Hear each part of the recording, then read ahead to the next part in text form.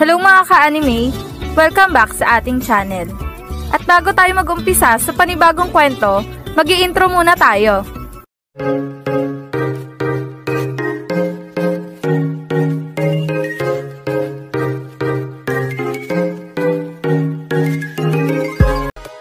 Bago natin simulan ang panibagong kwento ng high school gusto ko lang ipaalala sa inyo ng paulit-ulit na ang kwentong ito ay isang fan-made lamang na nabasa ko lang sa isang site at hindi ito kasama sa totoong kwento ng Slam Dunk.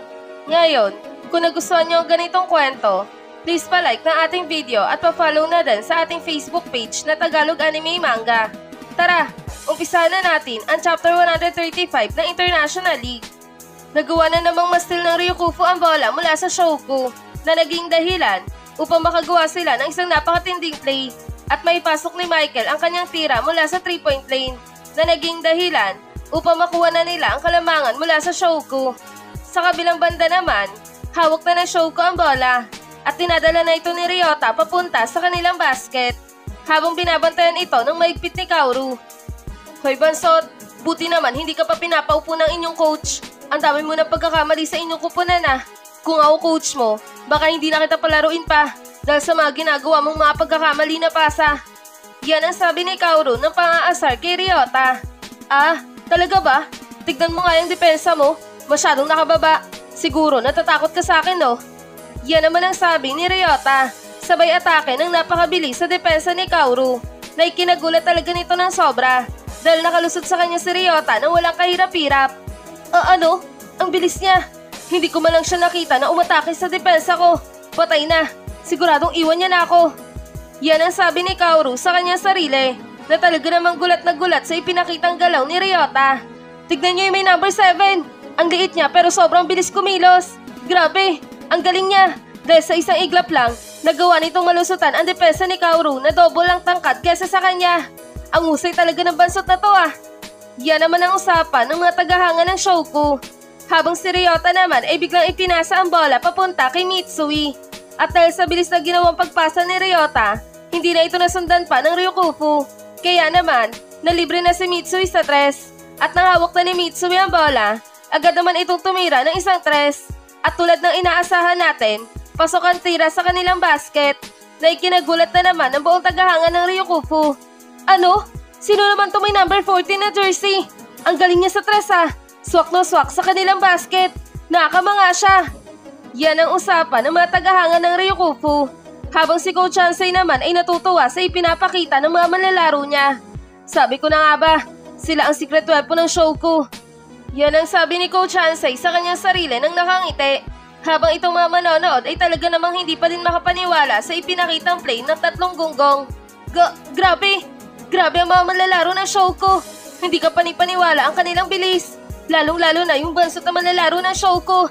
Napakabilis nitong gumawa ng atake at nagawa niyang maiwanan na walang kahirap-hirap itong si Kaoru. Nakakamanga siya.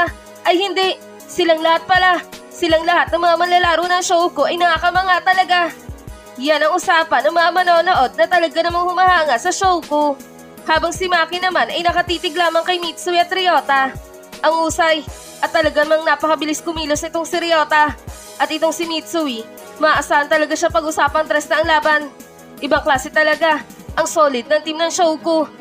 Yan ang sabi ni Maki sa kanyang sarili. Sa kabilang banda naman, si Fujima ay biglang napatayo dahil sa ginawang play nila Ryota at Mitsui. Ang husay niyong dalawa Mitsui at Ryota. Lalong-lalo ka na Miyagi. Hindi ko talaga lubos maisip na magagawa mong lusutan ang mga manlalaro na mas matangkad kumpara sa'yo. Ibang klase talaga ang ipinapakita mong laro. At ikaw Mitsui, napakahusay mo talaga. Karapat-dapat ka nga talagang katakutan pag usapan tres na dahil hindi ka basta-basta sumasablay dito. Yan ang sabi ni Fujima na talaga namang namamangha sa ipinapakitang play nila Ryota at Mitsui. Sa kabilang banda naman, hawak na ng Ryukufu ang bola at tinadala na ito ni Tochiya papunta sa kanilang basket. Mga kasama, humanda kayo dahil pupuntos tayo sa posisyon na ito at hindi natin sila hahayaan na makahabol sa score natin. Kailangan mapanatili natin ang malaking kalamangan sa kanila para hindi tayo mahirapan sa second half. Yan ang sigaw ni Tochiya nang bigla itong umatake ng napakabilis sa depensa ng Shouku. Subalit, agad din naman itong napahinto dahil sa higpit ng depensa ni Rukawa sa kanya. Anong problema? Bakit ka napahinto? Hindi ka ba makalusot sa depensa ko? At akala ko ba ikaw ang secret weapon ng inyong kupunan? Pues, patunayan mo sa akin kung karapat-dapat ka nga ba talagang katakutan ng aming kupunan. Sige, umatake ka sa depensa ko at subukan mong makalusot. Yan ang paghahamon na sabi ni Rukawa kay Totsuya. Grabe, ang higpit ng depensa niya. Nasa kondisyon talaga ngayon ang mga manlalaro ng show ko Mukhang mahihirapan kami sa kanila. Pero kahit na ganito ang laban, hindi dapat ako matakot dahil malakas ang aking kupunan ngayon. Yan naman ang sabi ni Totsuya sa kanyang sarili. Habang sila Ryota at Kaoru naman ay mahigpit na nagbabantayan sa kabilang gilid. Ano na? Off-ball cut na naman ba ang gagawin niya sa amin? Pues, hindi na yan uubra pa sa amin. Kaya naman, huwag nyo nang ituloy pa ang binabalak nyong off-ball cut. Dahil kahit na anong gawin nyo, hindi namin kayo hayaan na makapunto sa amin. Yan ang sabi ni Ryota. Ang kulit ng bansot na to Nakakairita na talaga siya. Hindi tuloy ako makapasok sa loob ng basket. Buisit, masyado niya siniseryoso ang pagbabantay sa akin. Ang liit-liit niya pero napakahigpit niya kung dumipensa. Yan naman ang sabi ni Kaoru sa kanyang sarili. Habang ang mga tropa ni Hanamichi ay talaga namang nag-cheer sa kupunan ng Shouku. Tignan niyo sila! Napakaganda ng depensa nila sa Ryokufu. At halos hindi makakilos ng maayos ang mga manlalaro ng Ryokufu sa kanila. Dahil sa higpit ng pagbabantay ng Shouku. Sige Shouku! Bantayan niyo lang sila ng mahigpit hanggang sa maubusan sila ng oras! Yan ang sigaw ng mga tropa ng Shouku. Habang itong si Mr. Smith naman ay biglang nagsalita. Habang nakatingin kay Coach Hansai. Coach Hansai, ito ba ang plano na sinasabi mo? Grabe, ang ganda ng depensa ng mga manlalaro mo sa ating kalaban Lalong-lalo na si Miyagi. Dahil hindi nito hinahayaan na makalusot si Kaoru sa loob ng basket. Kaya naman, napipigilan na nila ang binabalak na play ng Ryokufu. Yan ang sabi ni Mr. Smith. Oo, Mr. Smith. Yan talaga ang aking plano. At kaya ko ipinasok ang Team 5 ng Shouku dahil alam ko na alam ng mga bata ko na yan kung paano talunin ang mga manlalaro ng Ryokufu. At samahan pa na nakalaban na nila itong si Totsuya. Kaya naman, siguradong kayang-kaya na nila yan sabayan. Yan ang sabi ni Coach Hansai. Sa kabilang banda naman, hawak pa din ni Totsuya ang bola. Habang maigpit pa din itong binabantayan ni Rukawa. Nakakaasar. Wala akong mapasahan ng bola sa mga kakampi ko dahil sa higpit ng pagbabantay ng Shouku sa kanila. Buisit talaga. Nauubusan na din ako ng oras. Kailangan ko nang itira ang bola. Yan ang sabi ni Totsuya sa kanyang sarili na talaga namang natataranta na. Nang bigla itong tumalon at tumira ng isang tres. Subalit, dahil sa taranta na nararamdaman ni Totsuya, sumablay ang tira nito sa kanilang basket. Akagi! Sakuragi! Kunin niyo ang rebound dali! Yan ang sigaw ni Ayako. Habang sila Akagi at Hikaru naman ay tumalon na para kunin ang rebound. Subalit, laking gulat nila dahil biglang may kamay na sumulpot sa kanilang ilalim. Tumabi kayong dalawa dyan! Dahil sa akin ang rebound na yan!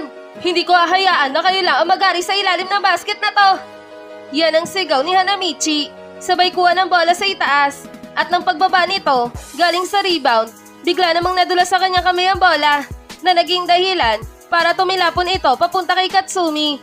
At nang hawak na ni Katsumi ang bola, bigla namang sumigaw si Michael ng malakas. Katsumi! Bilisan mo at tatakihin mo na ang depensa ni Hanamichi! Huwag na huwag ka matatakot sa kanya! Dahil alam namin na kayang-kaya mo rin yung Hanamichi na yan sa ilalim ng basket! At ipakita mo sa kanya na hindi ka lang mahusay sa tres, kundi pati sa ilalim ng basket! Yan ang sigaw ni Michael. Sige Katsumi, umatay ka na at huwag ka na mag-aksaya pa ng oras! Alam kong kaya mo yan! Yan naman ang sabi ni Coach Eri. Hanamichi, maganda ka na. Dala atake sa depensa mo yung may number 5. Kaya naman, pigilan mo siya at huwag mo nga hayaan na makapunto siya. Yan naman ang sigaw ni Kogure.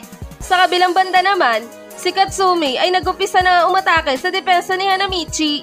At nang malapit na ito sa kanilang basket, agad naman itong tumalon at takmang gagawa ng slam dunk. Habang si Hanamichi naman ay pilit na sinasabayan si Katsumi sa itaas. Humanda ka Hanamichi Sakuragi dahil hindi mo ako mapipigilan. At pupuntos ako sa depensa mo. Yan ang sigaw ni Katsumi. Kung ganon, subukan mo kung kaya mo. Hati ang buhok na kamukha ni Rukawa. Dahil hindi din ako papayag na makapuntos ka sa depensa ko. Kaya naman, gagawin ko ang lahat, mapigilan ka lamang. Yan naman ang sigaw ni Hanamichi. Habang ang buong manonood ay talaga namang nagwawala na dahil sa sobrang ganda ng laban ng Shouku at Ryokufu. Sige Katsumi, ituloy mo yan. At talunin mo si Hanamichi, sasabayan nyo na yan.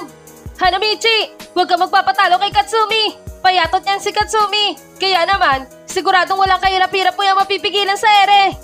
Yan ang sigaw ng mga manonood na talaga namang nagwawala na.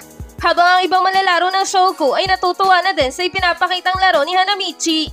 Tignan niyo si Hanamichi oh. Mukhang masusupalpal niya na talaga itong si Katsumi. Dahil mas nakakaangat si Hanamichi kesa sa kanya. Yan ang sabi ni Maki. Oo nga, tama ka Maki. At wala nang mapupuntahan pa si Katsumi sa ere. Kaya naman, siguradong isang supalpal na ang aabutin niya dito kay Hanamichi. Yan naman ang sabi ni Fujima. Habang sila Hanamichi at Katsumi ay nagsasabayan pa din sa itaas. Huli ka na! Siguradong isang block na ang aabutin mo sa akin! Yan ang sigaw ni Hanamichi. Sabay akmang susupalpalin na ang bola sa kamay ni Katsumi. Habang si Katsumi naman ay biglang napangiti. Kumagat ka sa pain ko Hanamichi. Dahil masyado ka nag-focus sa bolang hawak ko. Hindi mo na napansin pa ang kanang bahagi ko. Yan ang sabi ni Katsumi na talaga namang nakangiti kay Hanamichi. Sabay kabig ng bola at inikot ito sa kanang bahagi niya.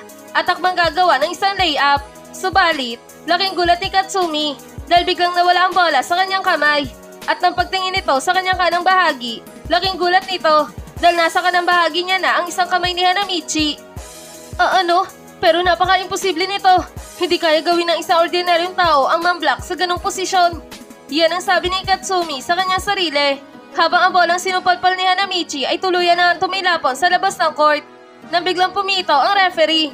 Sa Shouko ang bola! Yan ang sigaw ng referee na ikinatuwa talaga ng buong tagahanga ng Shouko. Grabe! Ang usay mo talaga Hanamichi! Isa ka nga talagang halimaw! Sige Hanamichi! Ipagpatuloy mo lang yan! Huwag mo silang hahayaan na makapunto sa depensa mo! Yan ang sigaw ng mga tagahanga ng Shouko. Habang sila Ryota at Mitsui naman ay napatingin na lang sa buong manonood. Grabe! Halos lahat ng tao dito sa court ay isinisigaw ang pangalan ni Sakuragi. At isa pa, parang lalong dumami ang mga tagahanga ng gunggong na to ah. At napakarami din ng mga babae na humahanga sa kanya. Baguhan pa lang siya sa basketball, pero tinalo niya na ang mga tagahanga ko. Yan ang sabi ni Ryota. Oo nga eh, natabunan niya agad ang ginawa nating puntos. Parang saling kit-kit lang tuloy tayo dito. Yan naman ang sabi ni Mitsui. Sa kabilang banda naman, biglang napatayo si Kogure sa kanyang kinauupuan. Ano? Pero napaka-imposible ng ginawa ni Hanamichi ah. Paano niya nagawang masupalpal ang ganong tira sa ganong posisyon niya? Halos wala na siyang buwelo nun ah. Yan ang sabi ni Kogure. Tama ka nga Kogure. Ngunit, baka nakakalimutan mong si Hanamichi yan. Walang imposible sa lalaking yan pag ginusto niyang gawin. Yan naman ang sabi ni Ayako. Ang usay mo talaga Sakuragi. Napamanga mo ang buong manonood. Kahit kami ay namangha sa ginawa mo na yon. Yan naman ang sabi ni Sendo. At dito na nagtatapos ang Chapter 135 na International League.